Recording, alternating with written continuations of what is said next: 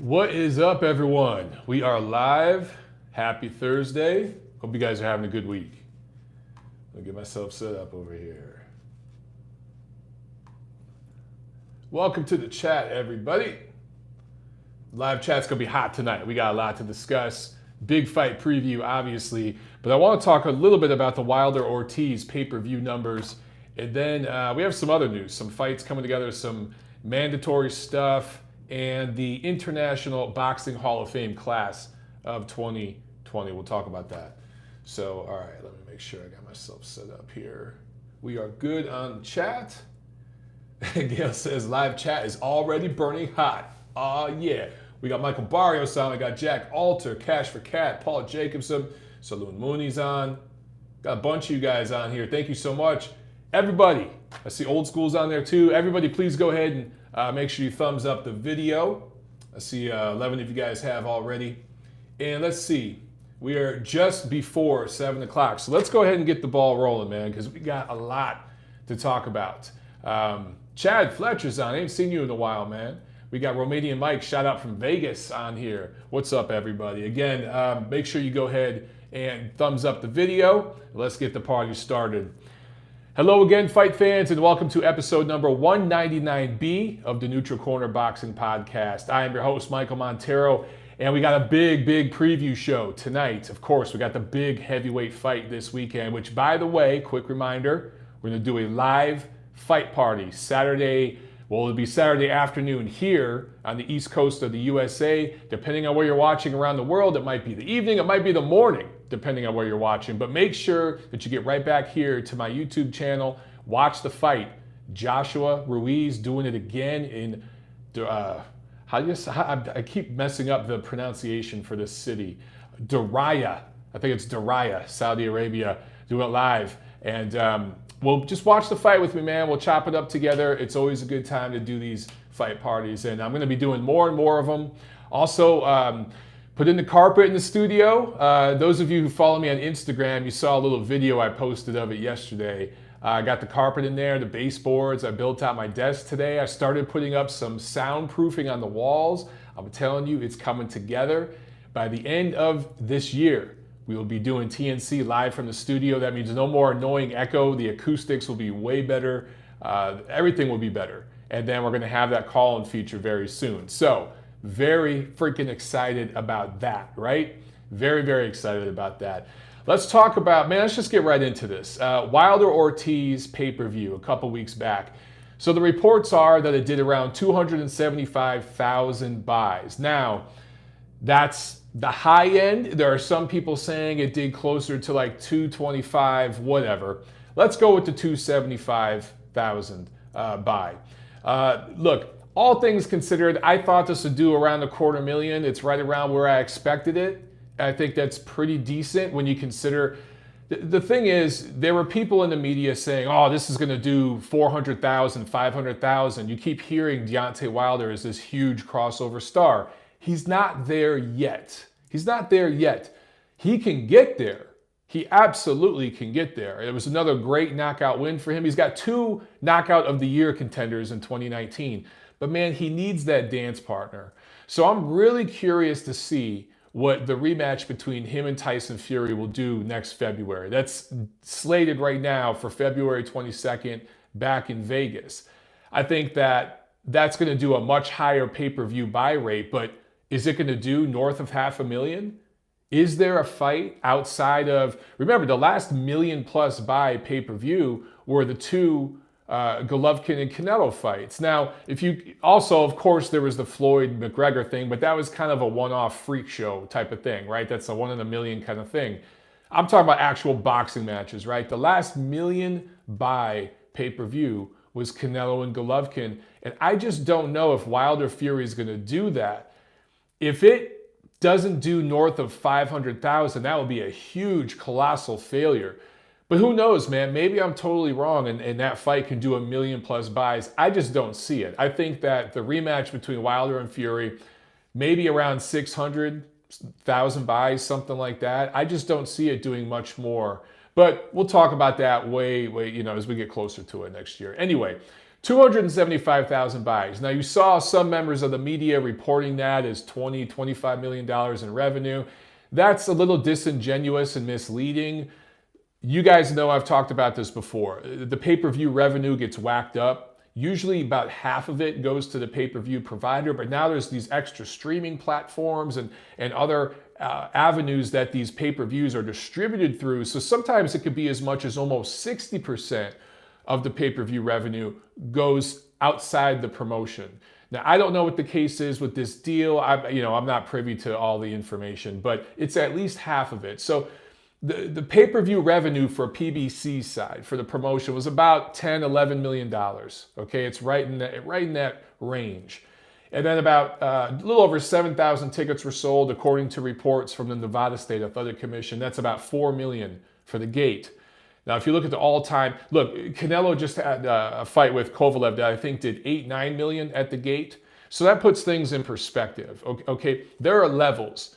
The biggest star in the sport is Canelo Alvarez. And look, him and Kovalev being short of $10 million, that was kind of a disappointment for them. But it wasn't on Canelo's date.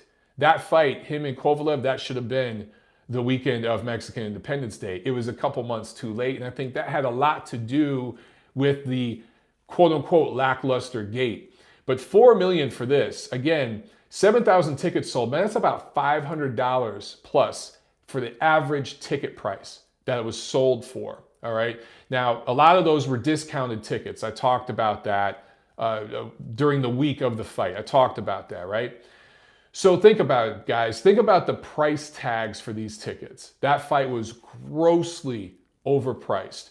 You saw I think they said 1,700 comps is what's being reported. Now I told you guys the difference between a comped ticket, which every show has, and then freebies, giveaways. That's papering an event. That's different. You're not going to see how many papered tickets, quote unquote, were given out as part of the Nevada Commission report. They include ticket sales officially and comps. And again, comps are part of the show.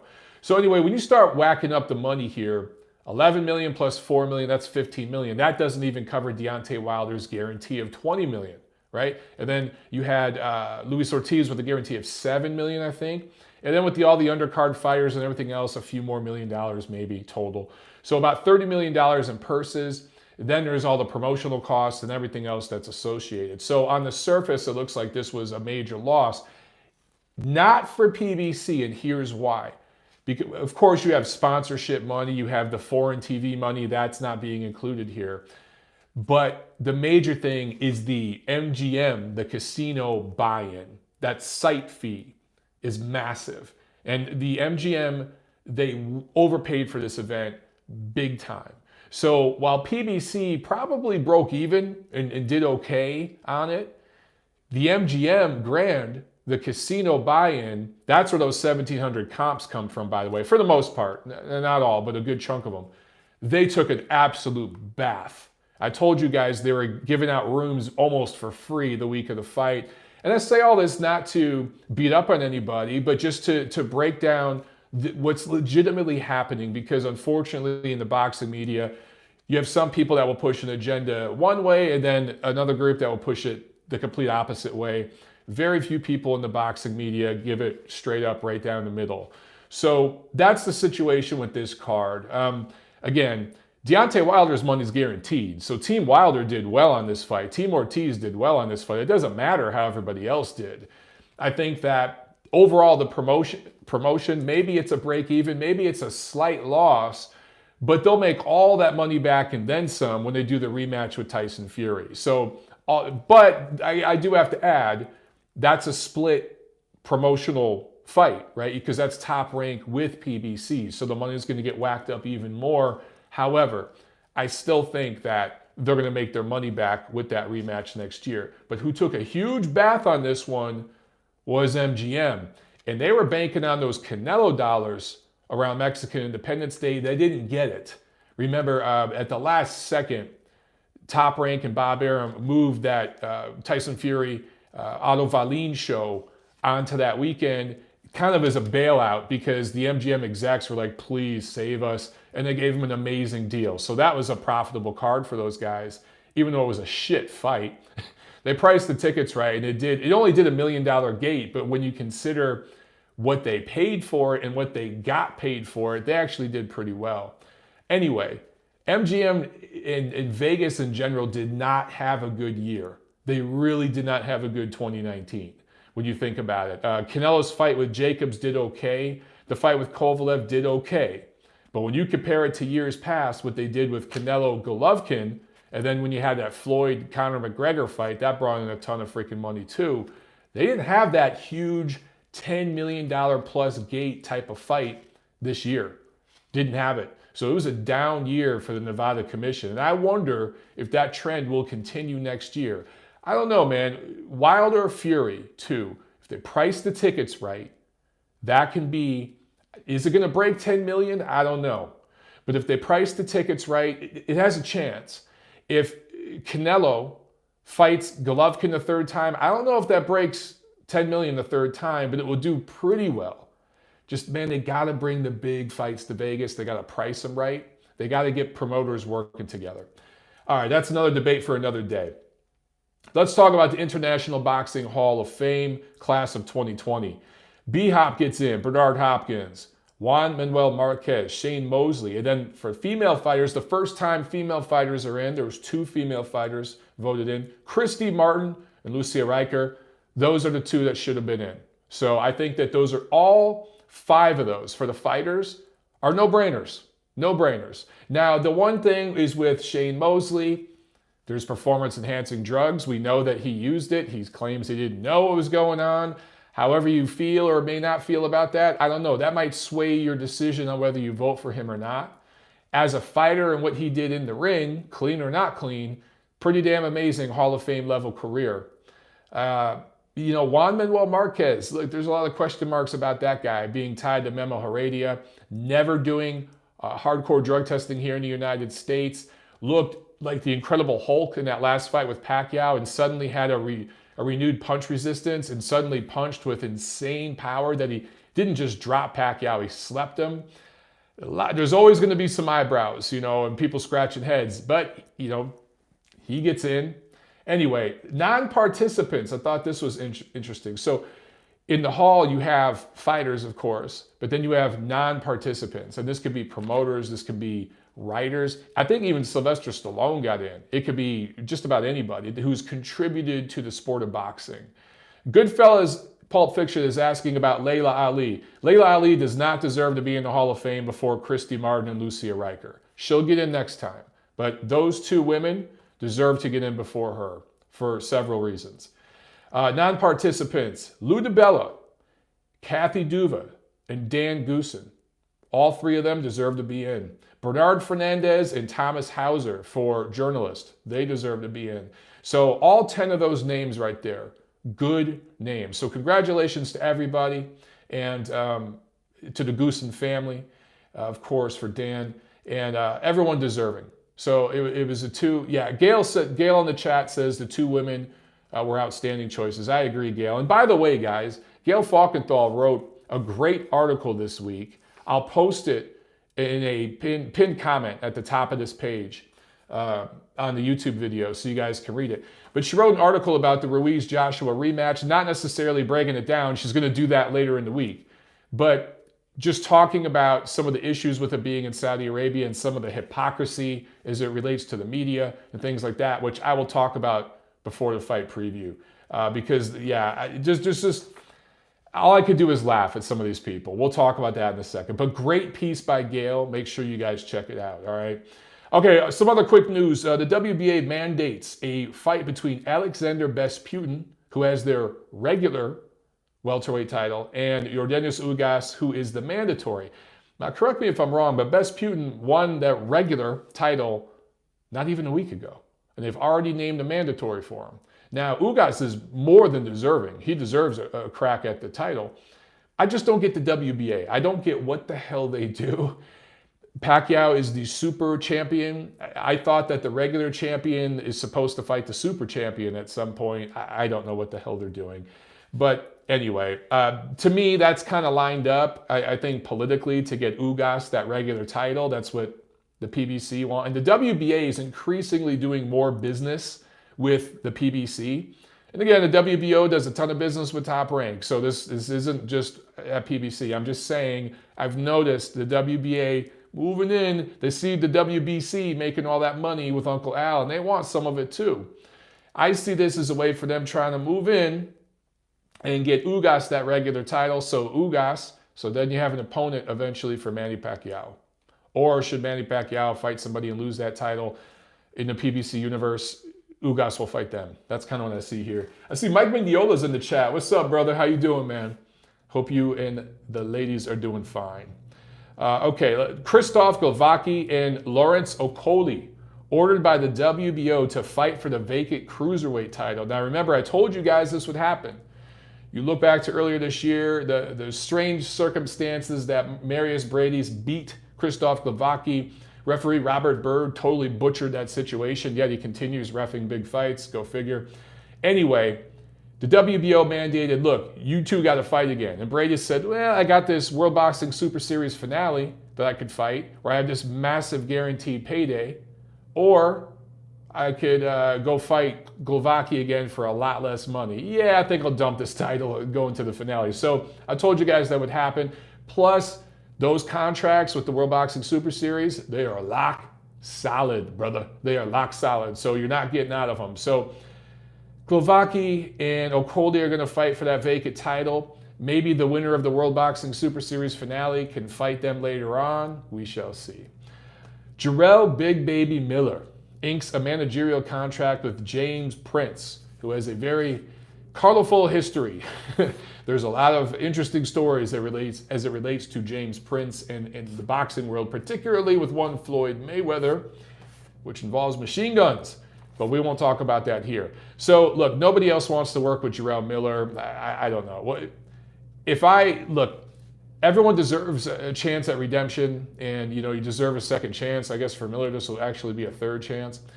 But he's a dirty fighter. I mean, right? It wasn't, again, he was taking a cocktail, this dude.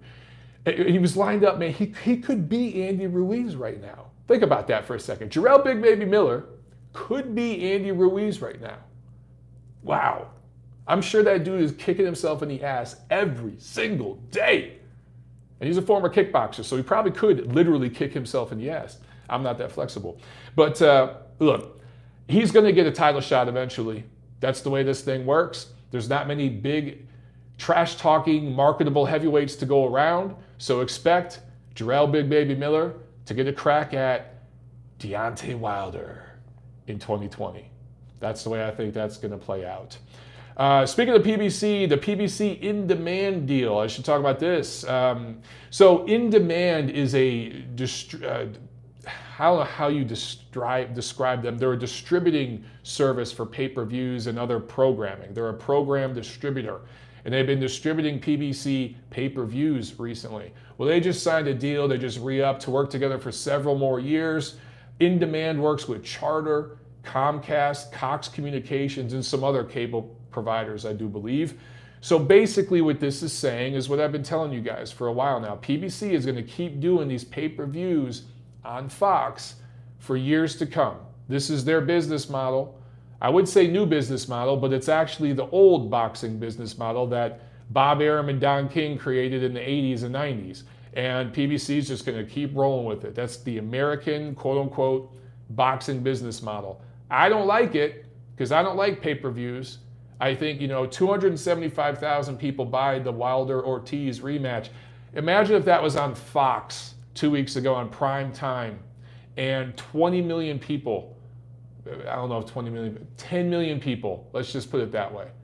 10 million people saw Deontay Wilder one-punch KO Luis Ortiz. What that might have did for his career and for the eventual rematch between him and Tyson Fury, which you can argue their first fight should not have been pay-per-view, but you can argue the rematch is pay-per-view worthy.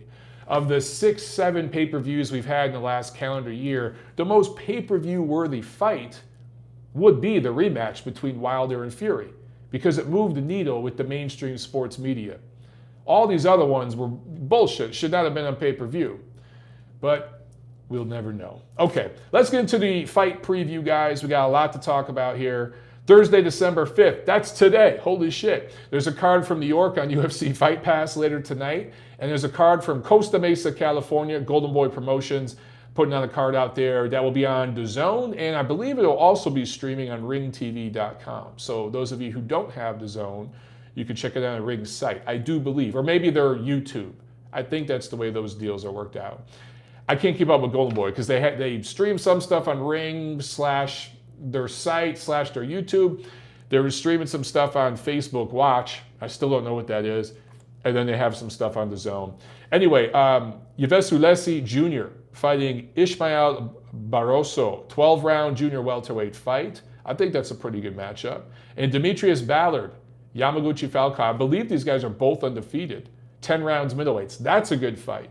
Both are worth checking out. Tomorrow, December 6th, Tim Tszyu, Kostya's son, fighting in Sydney. I thought ESPN Plus might have picked this one up, but I can't remember. I think that one is not on American television. I see Saloon Mooney talking about Ulesi needs much better promotion. I agree with you. Remember when Ulesi, and I'm probably butchering his name. Oh, Mike Mendiola says, yes, the Tszyu card is picked up on ESPN Plus. Thank you, my man. Yeah, I thought so. I couldn't remember for sure. But Ulesi Jr. was the guy who beat, who was the dude, I think from Long Island, that HBO is promoting kind of as the lunch pail guy, you know what I'm saying? Oh man, I can't think of his damn name.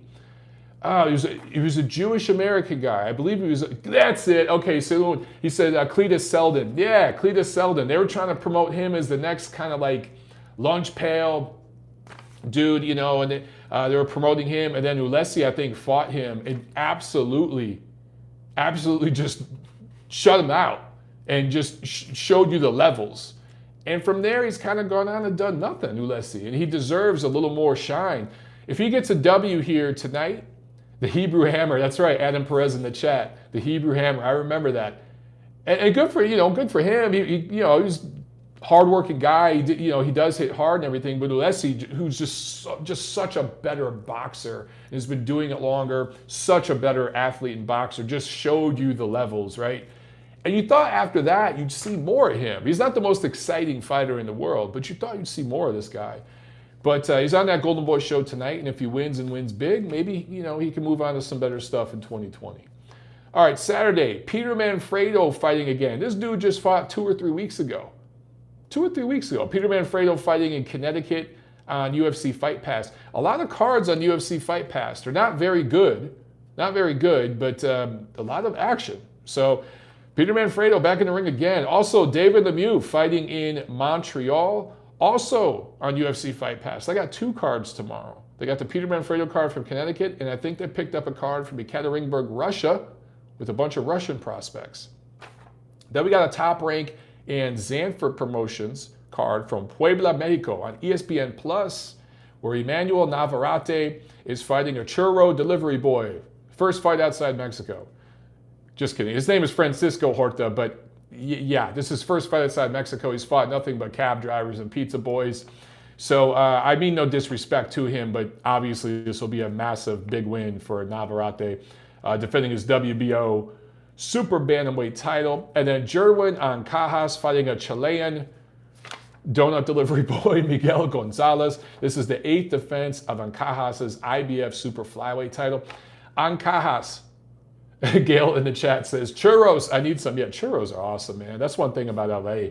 You walk anywhere down the street, you got those street cars cooking food everywhere. You smell those hot dogs wrapped in bacon. Ah, shit, those are so bad for you. But when you were drunk at 3 in the morning, damn, they were good. And then sometimes you get a churro with it. Oh my God. Anyway, back to Ancajas. Won a title back in 2016, 3 years ago. Ain't fought nobody. He hasn't done dick. What a lackluster reign for Jerwin Ancajas. And for a while, he was one of the little fighters I was excited about. Gail says she's hungry in the chat. Oh, Luis says Don Churros in Orange County is the best. Dude, yeah, you just can't go wrong with a churro, man. Any time of the day or week or year. But yeah, Ancajas, man, lackluster reign. I'd like to see, man, can we get some unification in that division next year? Top Rank needs to step up, man, and get this guy a fight against one of the other title holders. I know they're across the street, but make it happen. Make it happen. All right, PBC doing a show from Barclays Center in Brooklyn on Showtime, and Tom Brown, TGB Promotions, is running the show there. Jermall Charlo fighting Dennis Hogan in a 12-rounder for Charlo's WBC middleweight title that he won by beating Churro Delivery Boys. Yeah, Dennis Hogan, look, hardworking fighter, okay? Arguably won his last fight. A lot of people feel he got stiffed earlier this year, but not on Charlo's level. This will be an absolute domination by Charlo. That's what I predict here. I'm not at all excited for that matchup. The fight I'm interested in is the co-main. Chris Eubank Jr. versus Matvey Korobov. Now this is for the vacant WBA interim middleweight title because the WBA just didn't have enough middleweight titles going around right now, so they had to make this for the interim title. They'd love to get some of that Chris Eubank money. I know that. Because if Chris Eubank wins, he's still a brand over in the UK, and the WBA can buy into that business a little bit. But, man, look, Eubank is improved. Eubank is improved from where he was a few years back. I still see him as very raw and everything, but he is very physical. He is explosive, an athletic guy, just not a very good boxer at all, right, fundamentally. Now, Korobov, the dump he took this morning with his coffee had more boxing fundamentals in it than Chris Eubank Jr. will ever have at any point in his career. However, he's aged. He's in his late 30s, and we just don't know. We just don't know. Alan Gifford says, but no jab. Yeah, he's got a better jab than you think, but yeah, I hear you. He could have thrown it a lot more against Charlo, but I still think that his experience, his craft. Azier says Korobov is 36. Yeah, 36, but you got to remember these guys from Eastern Europe. 36 doesn't sound old, but 36 from Eastern Europe, man, with the amateur pedigree and stuff, yeah, you got to add a couple years to that. It's just like with these Cubans. You know what I'm saying? But you saw what happened when he fought Charlo, a fight that many people felt that he won, and he got stiffed on. I thought it was a close fight. Could have went either way, close fight. But against Eubank, I just wonder if he's going to look old overnight. You know what I'm saying? If he doesn't, if he's still close to the guy that we saw against Charlo, look, maybe he'll even be better. Because remember, before the Charlo fight, he hadn't fought. I think he'd fought once in like 2.5 years. You know what I'm saying? So he wasn't very active. So he fought once earlier this year and now this fight. So he's fought now 3 times in the last calendar year. That's pretty active for a guy his age. So maybe he'll look better than he looked against Charlo. Now, if that's what we see, if we see that level of Korobov versus this improved, hungry level of Eubank, I think we're going to get a good fight. I think this one will steal the show. I think this will be better than the main event. Also, there's another fight on here that's going to be pretty damn good. Marlon Tapales, Filipino fighter, going up against Ryosuke Iwasa out of Japan, who's taller and longer. This is a 12-rounder for a vacant interim IBF super bantamweight title. I just think the way these two match up, it's going to be fun. Japanese fighters, man, they fight till they're a burger. You can't stop these guys most of the time. They're tough dudes. And Filipinos have been on a good run lately, right? You've seen what Manny Pacquiao did, Casimero just did. So the Filipino fighters are having a good run. So I think that's going to be a fun fight too. So all in all, that's a pretty good show from PBC there at Barclays. I just don't like the main event, but I like those other 2 fights. Now, let's talk about the big one from Diriyah, Saudi Arabia, the Clash on the Dunes. Andrew Ruiz Jr. versus Anthony Joshua. Before I get into this, and of course this is from Eddie Hearn's Matchroom Promotions on DAZN. Before I get into the fights themselves, and this is, make no mistake, this is a loaded effing card, man. This is a great stacked heavyweight card. There's a lot of drug cheats on it, but talent-wise and name-wise, man, if you're a boxing diehard, holy shit, you got 4 interesting heavyweight matchups on this card, all right? So, nice card. Pretty, I mean, for DAZN, man, they're closing out the year strong on this one. However, real quickly, I'm not going to get into the politics of the situation in Saudi Arabia because no country's perfect. okay? Being a former military guy, I was in the Marine Corps, seeing a little bit of the world. I've actually been to China, I've been to Shanghai, and I have friends from different parts of the world. I have a lot of people that I served with that did a lot of time in the Middle East, okay? I'm very familiar with the situations over there. I understand that America is not perfect, but the human rights conditions over there in Saudi Arabia are nothing short of deplorable. They're absolutely deplorable. And this stadium that they've erected overnight was pretty much built by slaves, indentured servants, and probably a lot of them weren't even from Saudi Arabia. They were slaves from other countries that were brought there, and their visas were put in a box somewhere and locked up, and it's like, hey, until you get this arena built, I ain't giving you your shit back so you can get back home to your family with your $2 that you've earned here, busting your ass 12, 15 hours a day. That's how shit gets done over there. Women are treated like shit. Ethnic and religious minorities are treated like shit.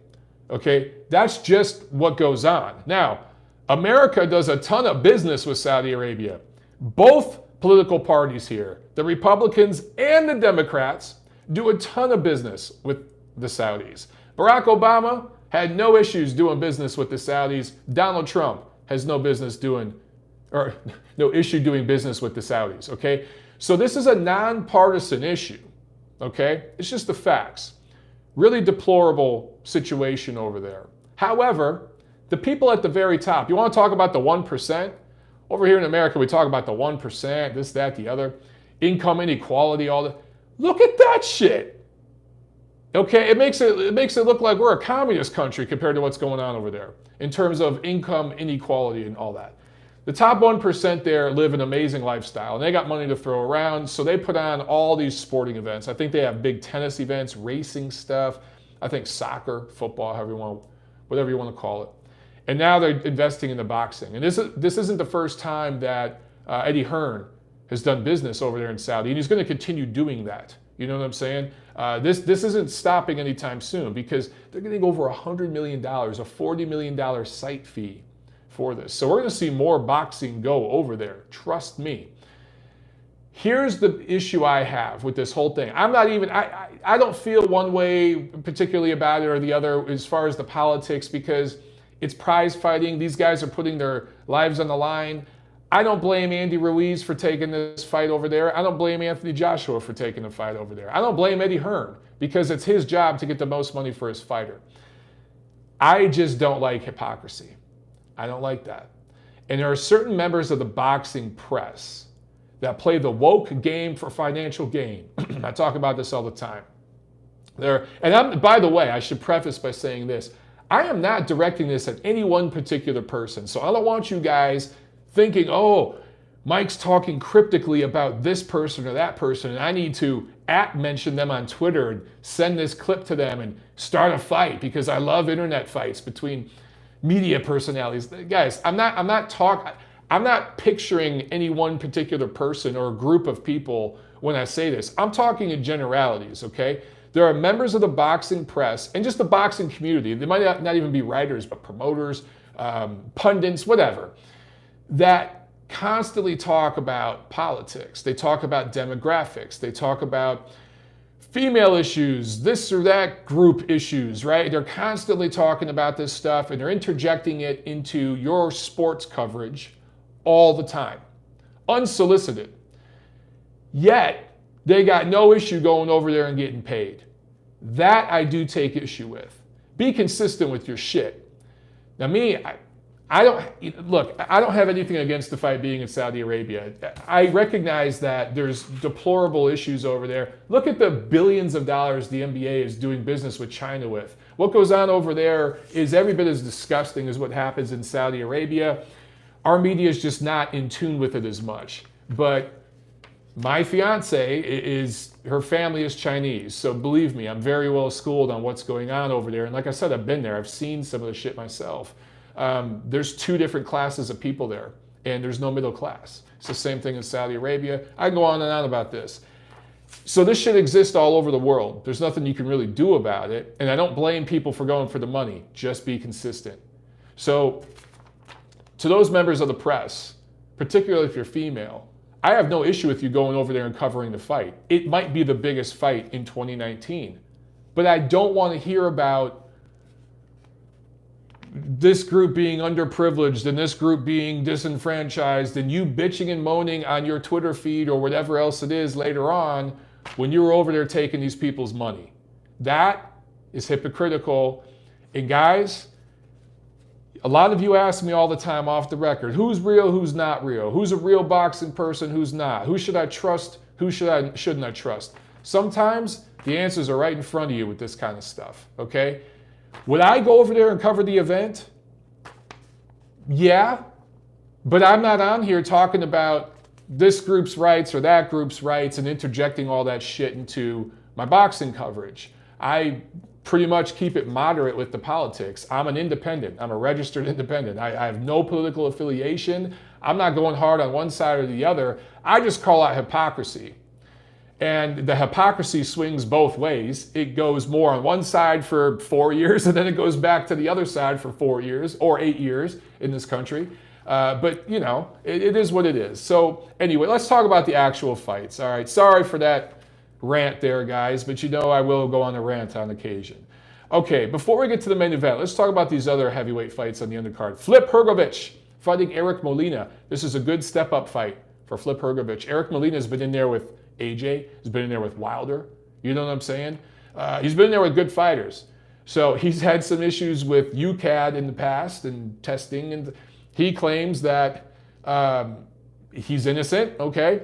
Anyway, good step-up opponent, very experienced for Flip Hrgovic, who I'm not that high on yet, but let's see. Sometimes styles make fights. Didn't necessarily set the world on fire the last time he was in the ring, but I think Molina's going to give him a push, man, and we'll find out. I think we'll get some questions answered. Not all of them, but we'll get some questions answered about Flip Hrgovic in this fight. Or Filip Hrgovic, sorry. I keep calling him Flip. His name is Philip, or Philippe.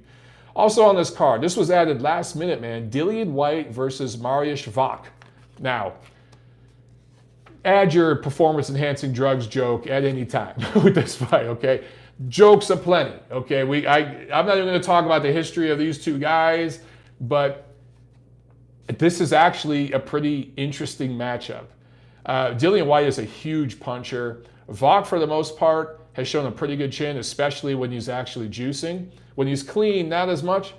But by the way, a lot of you guys were asking about Dillian Whyte and his B sample, right? So Eddie Hearn, in an interview this week, says, hey, man, Dillian Whyte's not suspended right now by UCAD. They were supposed to have a hearing, I think, in October and give a ruling. They didn't. They haven't said shit. So they're still doing their investigation. What have I always said about UCAD? Their adjudication process sucks. And generally speaking, it takes at least a year to get a ruling from these people. So right now, Dillian Whyte is licensed to fight by the BBBFC. So Eddie Hearn said, shit, you want to make some money, Dillian? All right, let's do this. And they're doing the fight. I actually think that's an interesting matchup. Of course, I favor Whyte. I think he's a true, legitimate top 5 heavyweight. I just wonder, has he stayed in shape?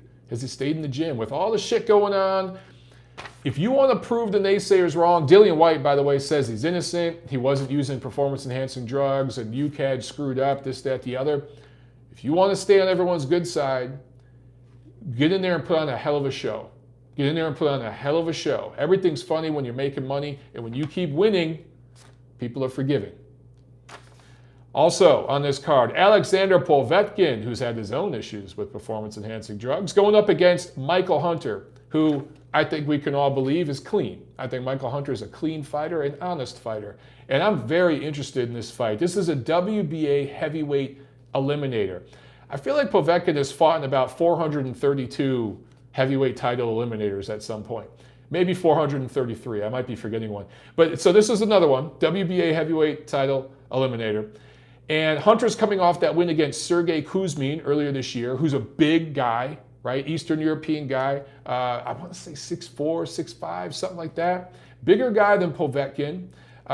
Looked good in that fight. Boxed very well. I think he dropped him in that fight. Looked really, really good. Seems to be kind of surging. Only has one loss, and that's to Alexander Usyk. No shame in that whatsoever. I think his recent fights, including that Kuzmin fight, prepared him for this. This is a huge leap in opposition. Povetkin, very experienced, top 10 heavyweight, but he's aged. He's past his best. You know what I'm saying? And I got a feeling, I don't know what the betting odds are in this fight. I wouldn't be surprised if Povetkin's the favorite, but I got a feeling Hunter pulls this off. I just think he's going to pull it off. I think that he's going to box very well against Povetkin. Povetkin, now that he's clean, now that he can't cheat anymore with performance-enhancing drugs, he fades in the second half of a fight. And, you know, he's an older fighter too, so that exacerbates all that. So I think as long as Hunter can survive the early rounds where Povetkin will try to get those sneaky right, you know, looping right hands in, if he can survive that and catch up to Povetkin's angles, I think he's going to box well and maybe even coast down the stretch and sweep the last 3-4 rounds of this fight. So I like Hunter by decision. Main event time. Andy Ruiz versus Anthony Joshua, the rematch for Andy's IBF, WBO, and WBA heavyweight title. So, real quick, the 3 judges for this fight. One of them is very experienced. The other 2, not that experienced for a fight of this magnitude. I'm a little surprised. None of the 3 judges really concern me, but the referee, Luis Pabon, tends to, he's an experienced referee, but tends to break things up when fighters are on the inside. When fighters clinch and they get tussled up, close quarters, he tends to break the action pretty quickly. He doesn't let guys work a lot on the inside, and I think that's a major advantage for Anthony Joshua. Major advantage for AJ. So the referee here, I hope we're not talking about Luis Pabon on Monday's review show. I hope we're not talking about him Saturday afternoon during the live fight party that we're having here on MOB YouTube. But it's possible. So I'm a little concerned about him, and 2 of the judges maybe kind of scratch my head like, really? These guys? And then the 3rd judge I think is Glenn Feldman. That makes sense. Okay, so everyone's got their opinion about this fight. The psychology, this, that, the other. We see a slimmed down Anthony Joshua. It looks like he hasn't cut his hair in weeks. He kind of looks like I don't know if he looks like a hippie or a guy who recently lost his home and has been on the streets for a few weeks living in his car. He just kind of has a look of a guy that is trying to, in my opinion, psychology-wise, get rid of all the noise. No noise. This is a guy that has had a lot of noise around him from a very early age, right? Because he was kind of anointed as the golden child. He pretty much had a golden path laid for him to take. He hasn't had to really earn it. Not saying he hasn't worked his ass off in the gym, because of course he has. But when you compare him to other guys who have had to earn it the old school way, nobody saw them as the golden child. But that's Andy Ruiz. Andy Ruiz is a guy who doesn't look like the heavyweight champion, right? So he's had to kind of go through the battles. He fought Joseph Parker. Some people feel he won that fight. A lot of people do. I thought Parker edged it. But either way, he had to kind of go through those battles and work his way up. And AJ just basically walked into millions of dollars, loads of women, whatever the hell the guy wanted was just laid out in front of him, right? Does the guy even, I mean, hashtag me too, does that even affect a guy like AJ? He just shows up, drops his pants and goes, "Sup, Mike?" And the chick's like, "Oh, all right." I mean, this dude has it all. You know what I'm saying? He can do no wrong over in the UK. He's a superstar. Well, now he's been humbled. Now and that's where the psychology of this fight comes in, because now it's like, can a guy who's been so privileged in his life, where everything has been, yeah, Mike Mendiola brings up a good point. AJ's gold medal was controversial as well. I thought he lost that fight. I thought he did not win that gold medal match. I thought that was home cooking big time. But can a guy who's been so privileged get humble and go back to the drawing board and remember what it was like the first time he went into a boxing gym and took an ass whooping and his nose was bleeding and his face hurt, and having to go back into that gym and earn that respect? Can you do that now that he's sleeping with silk sheets with 3 women by his side? Can you do that? I think he can. I think that, here's another thing about Andy Ruiz. We talk about psychology. All of a sudden, Andy Ruiz is everyone's favorite fighter. And I like Andy, and he is a skilled fighter. I remember when he was announced as the replacement for Jarrell Big Baby Miller, there was a lot of people who was like, man, if Andy Ruiz, this dude, man, shit. Jarrell Miller would have been better. And I remember telling, guys, go back and look at the record. It's all out there. I remember telling people, Andy Ruiz is more deserving of this fight than Miller and more proven. He will pose just as much of a challenge as Miller would. And people were like, nah, you full of shit, man. And then what happened? Now, look, I thought AJ was going to win. I'm not saying I thought Ruiz was going to win.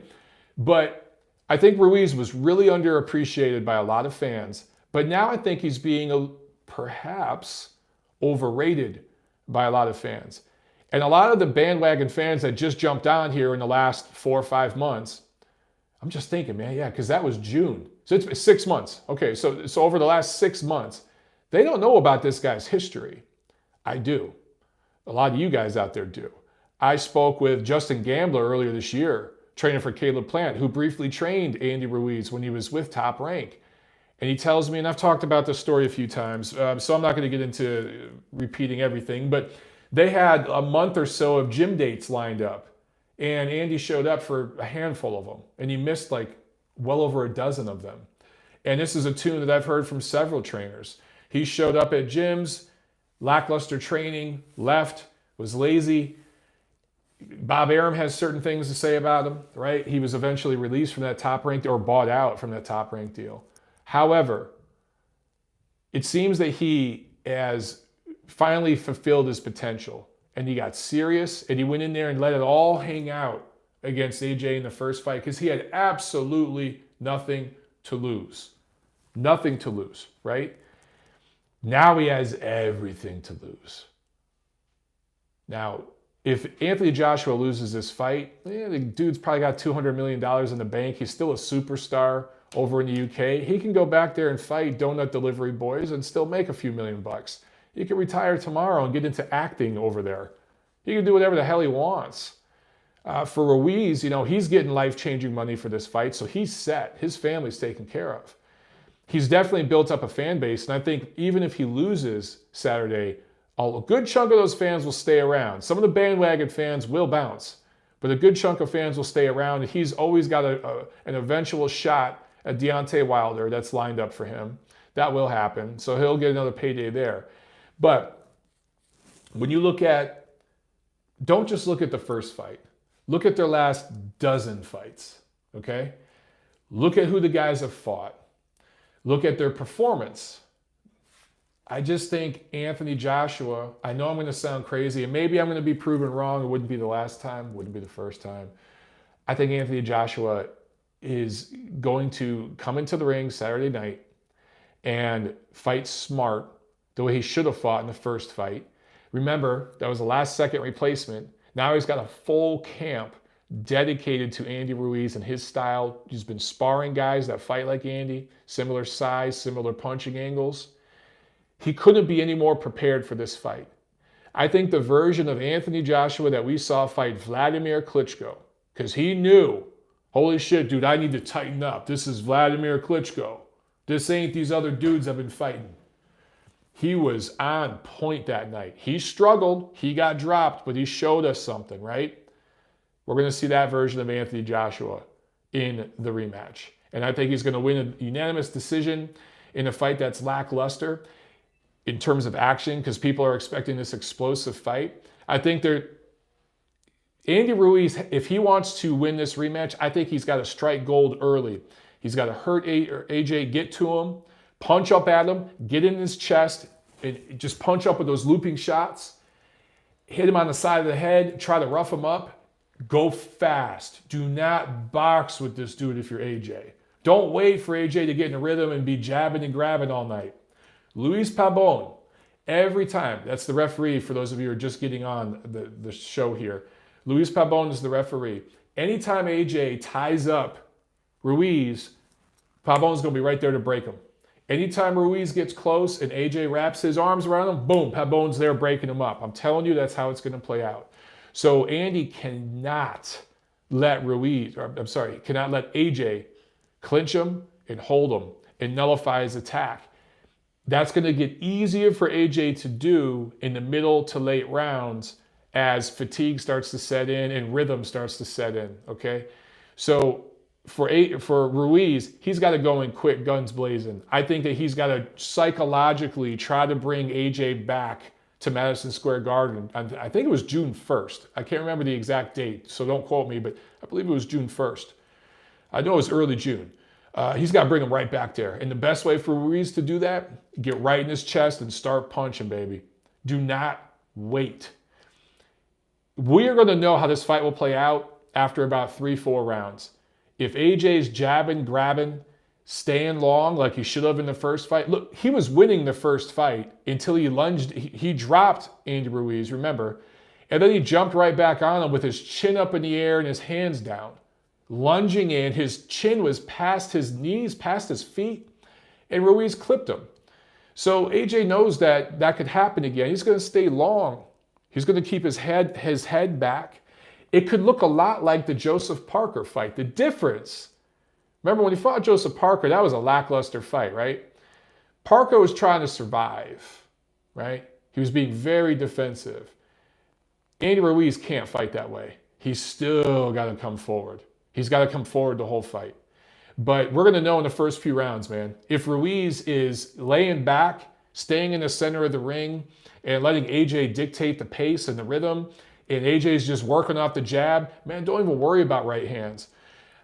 I would tell, if I were AJ's corner, dude, don't even throw a right hand the first 3-4 rounds. Just jab and hook, jab and hook, jab, jab, jab, and use a hook off the jab to spin Andy, to get away from his left hook. I think Ruiz's left hook is the biggest weapon in this fight for him.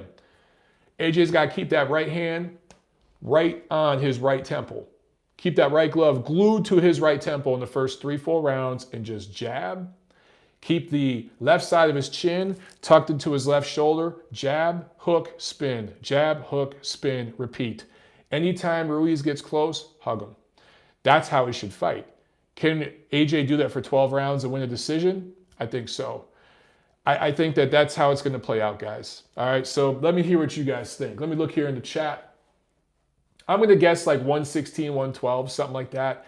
And I'll tell you this. Don't rule out a late stoppage win for AJ either. Don't rule that out. If Ruiz gets a little rambunctious and he's been eating jabs for 10 rounds and jumps into a straight right hand, because that straight right hand will be there for AJ in the later rounds. And he's going to see the left hook coming a lot more. He'll see it coming. You know, it won't hit him by surprise, I mean. Don't rule that out. It could happen. It absolutely could happen. All right, let's check out the chat here. Mike Mendiola asks, hey, Mike, if Andy repeats, I think PBC matches him against Kovdachi. Your thoughts? It's possible. I think if he wins, it's probably match him with a guy like that in New York, maybe. Or maybe, you know, man, they really need to get him in L.A.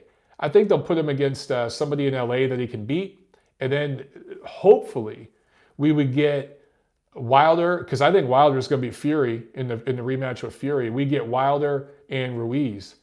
That would be a huge fight. Now, you want to talk about a million pay-per-view type of fight, that's it. That absolutely would be it. I would just hope that they would do that by the end of next year and not milk it for a year and a half. Here's one thing I'm curious about with the Wilder-Fury rematch. By the time that fight happens next February, that's almost a year and a half from their first fight. And I just think they've lost so much momentum. I just wonder if that's going to affect the pay-per-view sales for that rematch. You know what I mean? Yak Pushkin says, Ruiz Jr.'s style and attitude is why there's a good possibility he gets stopped. He won't come to survive. Absolutely agree. That is a fantastic point. And that's why I said, don't rule out a late stoppage win for AJ. Of course, Ruiz has a chance to win, but his chance to win, in my opinion, is an early knockout. He's not going to get a decision. He's not going to outbox Anthony Joshua from the outside. Ain't going to happen. And later in the fight, as he gets desperate, I think a right hand or maybe even that right uppercut that AJ got Klitschko with could land and could get him a stoppage. I'm telling you right now, guys. Let's see. A few more, guys, then we're going to bounce because we've been going here for almost an hour. And we got the big show Saturday, man. I'm telling you guys, watch the fight with me, man. We'll chop it up live. It's going to be a good time. We'll have some beers and watch the fight live. Goodfellas Pulp Fiction asks, does AJ need to make the AJ versus Ruiz the heavyweight version of Canelo versus Lara? Interesting question. No, I wouldn't. That comparison doesn't work for me because it was Lara who was backing up and he didn't win that fight. I thought Canelo edged that fight with his body work. You could make an argument Lara might have won, but no, I don't think he needs to fight that way at all. I don't want to see AJ backing up, okay? I want to see AJ moving forward, but I want to see it behind a jab. And when Ruiz lunges in, he needs to hold and use his height. And I'm telling you right now, he's got to keep that damn right arm pinned to his right temple. And you guys saw his arms look a lot smaller. His arms look a lot smaller now than they looked before, right? I think that's strategic. It gets hard to hold your damn arms up for 3 minutes of a round when they're freaking tree trunks. Smaller arms, he can hold them up more. I think that's strategic. AJ's legs look just as huge as they always do, but his upper body, back, the chest, and especially the arms are visibly smaller than they were before. And I think that's a smart move. It's the same thing we saw with Vladimir Klitschko when he lost some of his early fights. Emmanuel Stewart was like, what the hell are you doing in the weight room, dude? You're a fighter. You're a martial artist. Get out of the freaking weight room. He got him just sparring and doing boxing drills. And Vlad slimmed down a little bit and worked on his rhythm and his movement. And that version of Vlad for 10 years that ran the division could beat any heavyweight on any given night in the history of boxing. Now, I'm not saying I'd favor him to beat everybody, but he'd have a legitimate chance to beat any heavyweight ever. Seriously.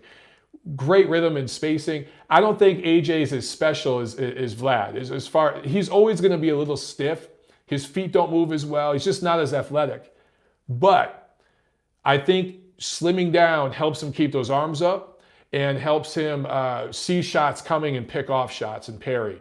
And that's what he needs to do. Man, when you got a dude punching up at you with crazy angles, I don't want to just sit here and talk about me. I'm just going to say real quick, when I've sparred little dudes who are punching up at me like that, man, I'll keep one hand on I'll keep my right hand right on my chin if I got a dude throwing uppercuts, because I want to be able to move that to the side I need to move it to. If he's winging shots at my temple, boom, I got it up here. That's what AJ needs to do. You know what I'm saying? If he does that, and I think he will, I think he's going to be successful. All right, guys, we're going to leave it there, man. Remember, Saturday afternoon. So it's probably going to be around 4 p.m. East Coast time. Come back to the channel and watch the fight live with me. Of course, I can't show fight footage, okay? DAZN would shut me down. They'd have assassins, they'd have ninjas break down my doors and slaughter me right here in front of you guys. Some of you might want to see that. But we can't, so I can't show the fight, but I can comment on the fight and we'll do it together. We'll have a few beers together, watch it, and see it all, the drama unfold live in front of us from Dubai, Saudi Arabia. All right, guys, have a great night. Also, I haven't talked about this, the weigh-in. Holy shit, the weigh-in's gonna be big.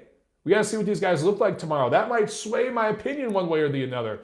This is one of the bigger weigh-ins we've seen in a while. That's gonna, I think, have a big effect on the fight. It's gonna be interesting to watch the odds change after the weigh-in. So we'll talk about that Saturday. All right, I'll see you guys later. See you at the fights.